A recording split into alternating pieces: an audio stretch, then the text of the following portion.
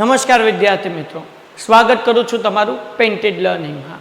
Dear student, જો તમે પહેલી વખત આવ્યા હોય અમારી ચેનલમાં તો ચેનલ સબસ્ક્રાઈબ કરો અને વિડીયો લાઇક કરો. અને ભાઈ 50% વિદ્યાર્થી ખાલી વિડીયોઝ જોઈને વિયા જાય છે. 50% લોકો હજુ ચેનલ સબસ્ક્રાઈબ નથી કરતા. તો તમે ચેનલ સબસ્ક્રાઈબ ન કરી તો પ્લીઝ ચેનલ સબસ્ક્રાઈબ કરો, કારણ કે આપણું ટાર્ગેટ છે આ વર્ષે આપણે 2 લાખ પાર સબસ્ક્રાઈબર પહોંચવાનું છે. ડિયર સ્ટુડન્ટ્સ, આજના વિડીયોમાં આપણે ચર્ચા કરવાના છીએ કે એક્ઝામના હવે 15 દિવસ બાકી છે અને સવારે વહેલા નથી જગાતું. તો શું કરવું, કેમ કરવું, કઈ રીતે આપણે પ્લાનિંગ કરીએ કે જેથી કરીને સવારે વહેલા જગાઈ જાય, એની ચર્ચા આજે આપણે આ વિડીયોમાં કરવાના છીએ.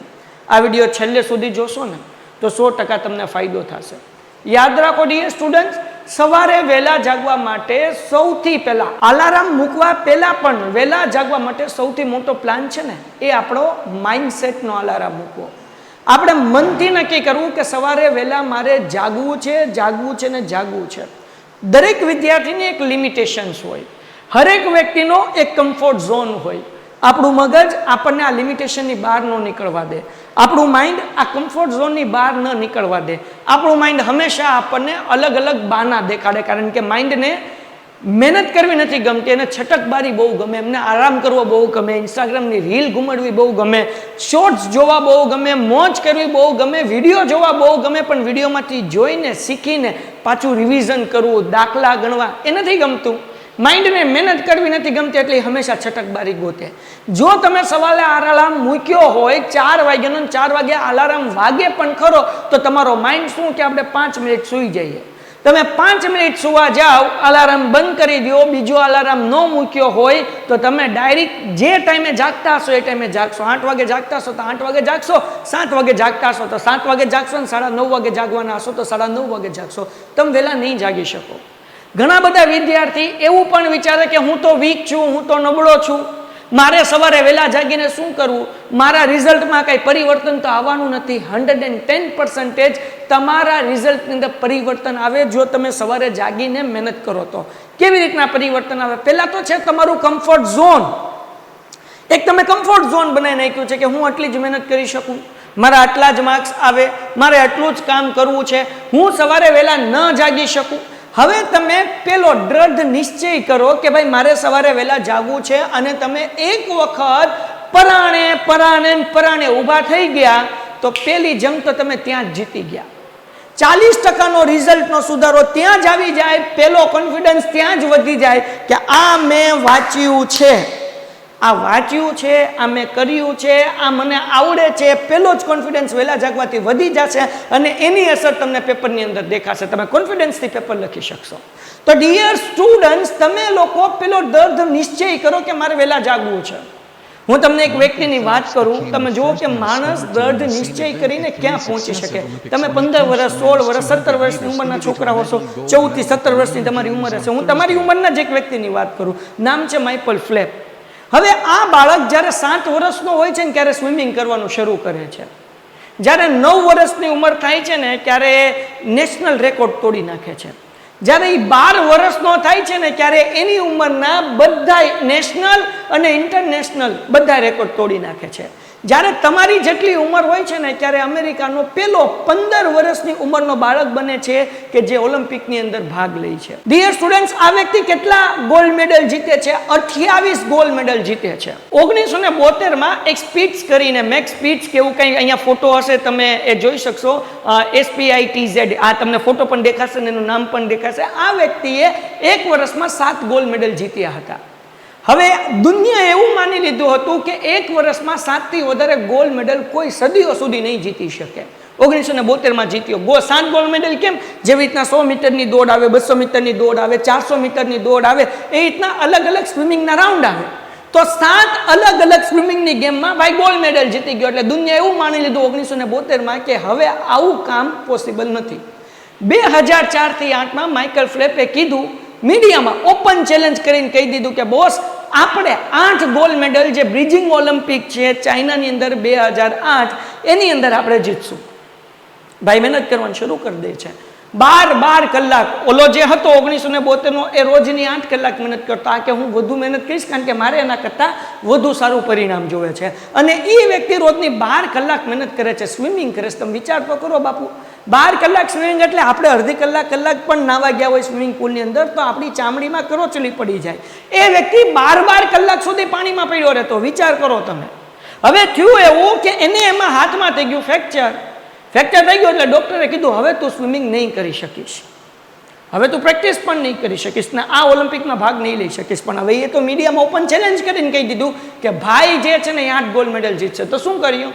ડૉક્ટર તો કીધા કરે આપણે સ્વિમિંગ કરશું. એ એક હાથ ફ્રેક્ચર વાળો હતો તો એક હાથ મૂકીને એમને એક હાથ અને 2 પગ એનાથી એમને સ્વિમિંગ કરવાની ટ્રાય શરૂ કરી દીધી, મહેનત શરૂ રાખી. 2 હાથ કરીને સ્વિમિંગ માટે કેટલા હાથ જોવે? 2 હાથ જોવે. હવે એ વ્યક્તિ 2 હાથ નહીં, 1 હાથમાં તો ફ્રેક્ચર હતો એટલે એ હાથથી કંઈ ન કરી શકે. 1 હાથ અને 2 પગથી પ્રયત્ન કરે છે. અને બાપુ તમે જુઓ 2008માં બીજિંગ ઓલિમ્પિકની અંદર જે ડૉક્ટરે ના પાડી હતી તું સ્વિમિંગ નહીં કરી શક, એ વ્યક્તિ મહેનત કરીને પછી એનો હાથ હારો થઈ જાય છે, પ્રેક્ટિસ કરતો રહે છે. બીજિંગ ઓલિમ્પિકની અંદર જઈને 8 ગોલ્ડ મેડલ જીતી આવે છે. જે છેલ્લો 8મો ગોલ્ડ મેડલ જીતવાનો હોય છે ત્યારે ચશ્મા છે ને, ચશ્મા એ તૂટી જાય છે, પાણી અંદર ગળી જાય છે ને કંઈ દેખાતું જ નથી. જેવી અંદર ડૂબકી મારે છે ચશ્મા તૂટી જાય છે, પાણી અંદર આવી જાય છે. તોય એ વ્યક્તિ જે છે કારણ કે એટલી બધી વાર પ્રેક્ટિસ કરી કે કેટલી વખત મને હાથ આગળ કરવા પડશે, કેટલી વખત પગની મારે મુવમેન્ટ કરવી પડશે, એ બધું એમને ગણેલું હતું, કેલ્ક્યુલેશન કરેલું હતું. આંખેથી દેખાતું નહોતું તોય એ ગયો અને પાછળ આવીને હાથ રાખીને ચશ્મા ઊંચા કરીને જોયું તો ઉપર બોર્ડ ઉપર લખેલું હતું કે વર્લ્ડ રેકોર્ડ બની ગયો ભાઈ. અને 8 ગોલ્ડ મેડલ એ વ્યક્તિ જીતી ગયો. આપણા ભારત દેશને અત્યાર સુધીમાં બધી ગેમના જેટલા ગોલ્ડ મેડલ મળ્યા છે એના કરતાં વધારે એકલો માઇકલ ફેલ્પ્સ 28 ગોલ્ડ મેડલ લઈ આવ્યો છે. અને એની ઓલિમ્પિકમાં જવાની ઉંમર શું હતી? માત્ર 15 વર્ષ, તમારી જેટલી ઉંમર હતી. સો ડિયર સ્ટુડન્ટ્સ, તમે બેટા મહેનત કરો તો આપણી બધાની અંદર એ ક્ષમતા રહેલી છે. જ્યારે મેં યુટ્યુબ ચેનલ શરૂ કરી કે લોકો કહેતા હતા હરીફાઈ બહુ છે, નહીં એટલા બધા સબસ્ક્રાઈબર થાય, 1 લાખ સબસ્ક્રાઈબર સુધી પહોંચવું બહુ અઘરું છે. આપણે 1,10,000 સબસ્ક્રાઈબર પૂગી ગયા ને આ વર્ષે આપણે 2 લાખ સબસ્ક્રાઈબર પહોંચવા માટે પ્રયત્ન કરીએ છીએ. એના માટે આખી ટીમ મહેનત કરે છે. અને એટલા માટે અમને વિશ્વાસ છે કે અમે આ વર્ષે 2 લાખ પ્લસ સબસ્ક્રાઈબર વધી જશું. કેમ? કારણ કે અમને વિશ્વાસ છે તમે સપોર્ટ કરશો, અમે તમારા માટે મહેનત કરીએ છીએ. તમે તમારા મિત્રોને શેર કરશો, એ બીજા મિત્રોને શેર કરશે, બધા ચેનલ સબસ્ક્રાઈબ કરશે અને આ વખતે આપણે 2 લાખના ટાર્ગેટને વટી જશું. તો મહેનત કરી તો આપણે એક સિલ્વર પ્લે બટન આવી પણ જશે થોડાક દિવસની અંદર, 2-4 દિવસની અંદર એનો આઉટબોક્સિંગનો વિડીયો પણ આવશે.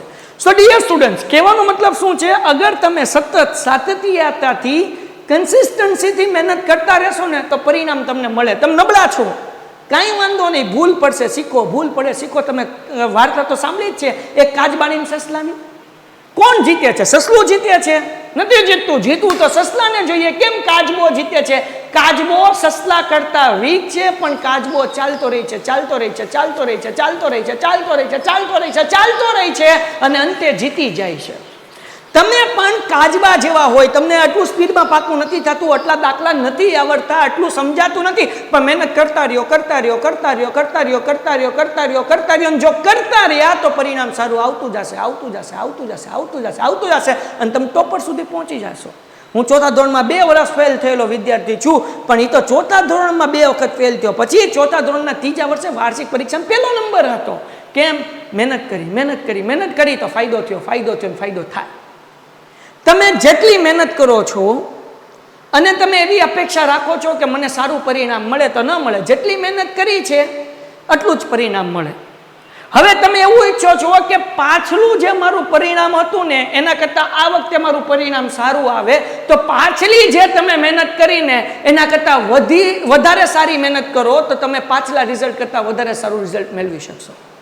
તમે ઈચ્છો છો કે મારો રિઝલ્ટમાં ઇમ્પ્રુવમેન્ટ આવે તો તમારી મહેનતમાં તમે ઇમ્પ્રુવમેન્ટ કરો તો તમે 110% રિઝલ્ટમાં ઇમ્પ્રુવમેન્ટ આવે. અને એના માટે પહેલાં મગજથી નક્કી કરેલું હોવું જોઈએ કે મારે સવાર 4 વાગે જાગવું છે.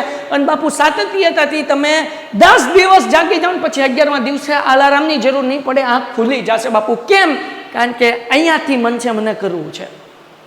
અને સવારે જાગીને પહેલાં તમે તમારી જાતને એક વાક્ય કહો, શું? I am the best. I am the best, I am the best, અને આવું કહેતા રહેશો ને તો તમને 110% તમને ફાયદો થશે. સો ડિયર સ્ટુડન્ટ્સ, કહેવાની વાત એવી છે કે પહેલાં અલાર્મ મૂકવા પહેલાં અહીંયા મગજથી નક્કી કરવું પડશે ને અલાર્મ વાગે 4 વાગે જાગવું છે ને તો તમે 3:30 થી અલાર્મ મૂકો, 3:30, 3:35, 3:40, 3:45, 3:50, 3:55 અને 4. હું ગેરંટી આપું 5 મિનિટે અલાર્મ મૂક્યા ને તો 3:55 તમે જાગી જશો 4 વાગ્યા પહેલાં. અને 4:15 વાગે રેડી થઈને સરસ મજાનું ફ્રેશ થઈને એકાદો રાઉન્ડ દોડનો અથવા નાની મોટી ઘરમાં એક્સરસાઇઝ કરીને બેઠી જાઓ અને પછી કામ શરૂ કરી દો. છેલ્લા 15 દિવસ તમારા હાથની વાર છે. તમારા હાથમાં ખાલી 15 દિવસ છે, વધારે છે જ નહીં. અને અત્યારે મહેનત કરી તો એ ફાઇનલ એક્ઝામમાં કામ આવશે. જો અત્યારે મહેનત ન કરીને બાપુ ખરેખર અફસોસ થશે, ખરેખર અફસોસ થશે. મહેનત કરવું આપણા હાથમાં છે.